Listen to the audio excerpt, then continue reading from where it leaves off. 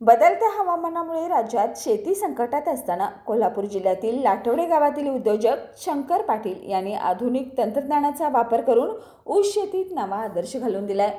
पारंपरिक शेतीला फाटा देत त्यांनी 86-0-32 जातीचा ऊस 4.5 फूट अंतरावर लावून तब्बल 50 ते 55 पेऱ्यांचा लांबलचक ऊस 16 महिन्यात तयार केलाय। पाटील यांनी 3 एकर शेतात तब्बल 360 टन ऊसाचं उत्पादन घेतलं असून प्रति गुंठ्याला 3 टन उत्पादन मिळवलं आहे। त्यांच्या शेतीतील ऊस पाहण्यासाठी राज्यभरातून लोकांची गर्दी होत आहे। शंकर पाटील यांनी शेतीच्या व्यवस्थापनात उत्कृष्ट नियोजन दाखवून आर्थिक फायद्याचा गोडवा चाखण्याचा मार्ग दाखवला आहे।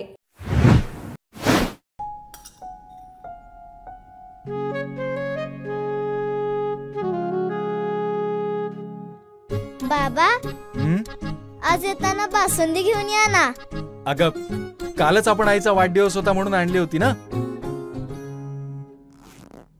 ऐकलं, गोकुळची बासुंदी पुन्हा खावीशी वाटतेय। खरं सांगू, मलाही खावीशी वाटतेय।